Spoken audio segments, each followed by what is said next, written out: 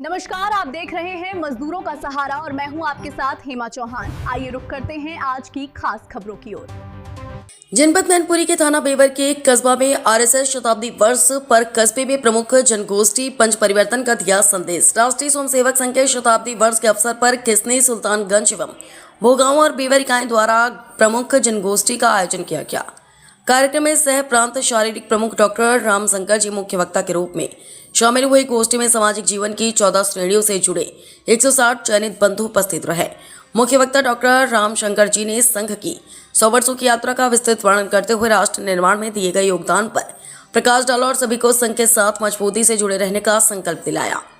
उन्होंने सामाजिक भेदभाव से ऊपर उठकर समाज की तरक्की के लिए संघ की विचारधारा को आगे बढ़ाने का आह्वान किया। उन्होंने बताया कि आने वाले समय में संघ समाज को पंच परिवर्तन का मूल मंत्र दे रहा है, जिसमें परिवार, समरस समाज, पर्यावरण, नागरिक कर्तव्य और स्वदेशी वस्तुओं के उपयोग पर विशेष जोर दिया गया। इन विषयों पर विस्तार से चर्चा करते हुए उन्होंने समाज को जागरूक और सशक्त बनाने की आवश्यकता बताई। द्वितीय सत्र में उपस्थित समाज सेवियों एवं प्रमुख जनों ने अपनी जिज्ञासाओं से जुड़े प्रश्न रखे, जिनका समाधान रामशंकर जी ने विस्तार पूर्वक किया। भोजन पश्चात समापन सत्र में उपस्थित लोगों ने संघ के कार्यों की समाज में सकारात्मक भूमिका पर चर्चा की। गोष्ठी की अध्यक्षता सुभाष चंद्र गुप्ता ने की। इस अवसर पर विभाग संघ चालक वीरेंद्र सिंह चौहान, धीरेन्द्र सिंह, अजय दीक्षित, अशोक गुप्ता, राजेश मिश्रा, देव मिश्रा, विनय शर्मा, अंकित दीक्षित, श्याम जी, कमल जी, शैलेंद्र जी सहित अनेक गणमान्य लोग उपस्थित रहे। जिला संवाददाता क्लेश कुमार, मजदूरों का सहारा।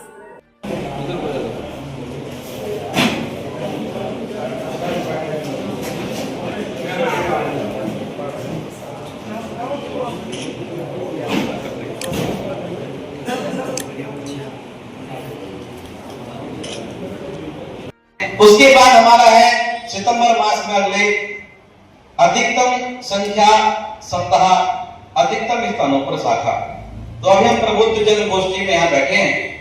प्रबुद्ध जन गोष्ठी में बैठने का उद्देश्य हम सब लोग समझते होंगे कि संघ अपने चौथे 5वें चरण के इस कार्यक्रम को पूरा कर रहा है।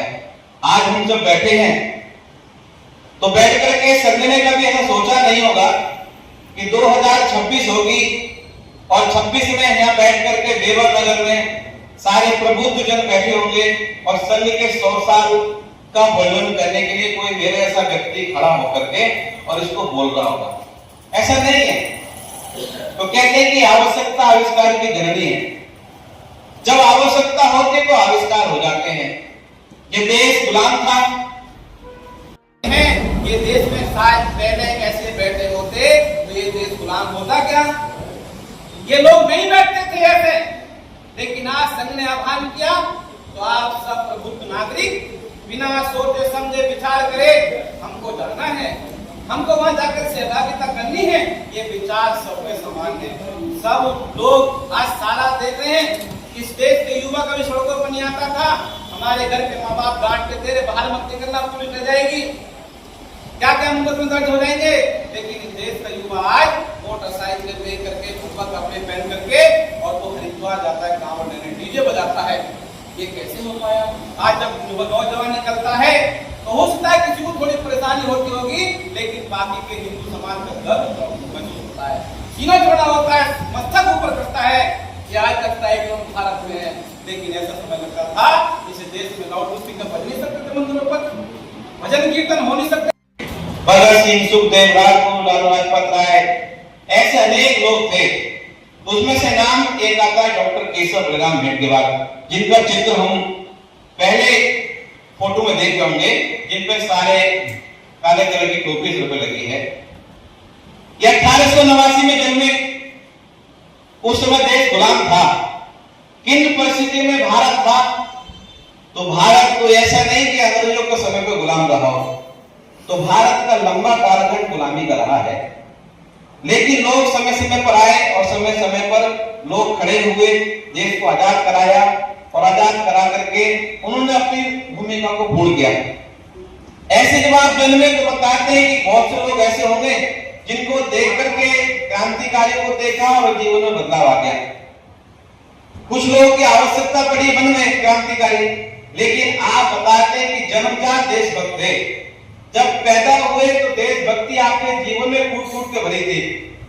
आपके माता पिता का पुरोहित का कार्य था घर में, उस समय जैसे कोरोना काल हमारे भारत में बीच में आया 2021 में, ऐसी उस समय हमारे यहाँ प्लेग चला था। तो प्लेग की बीमारी में भी आपके माता पिता समाज की सेवा करते करते दोनों माता पिता शरीर शांत हो गया। छोटे सी बाल जीवन में सर से माता पिता का साया उड़ गया, लेकिन फिर भी देश समाज की सेवा में आप लगन रहे। बड़े होते हैं, धीरे धीरे देश के काम में लगे और काम में लगे। इस खबर में बस इतना ही। देश दुनिया की तमाम खबरें देखने के लिए बने रहिए मजदूरों का सहारा के साथ।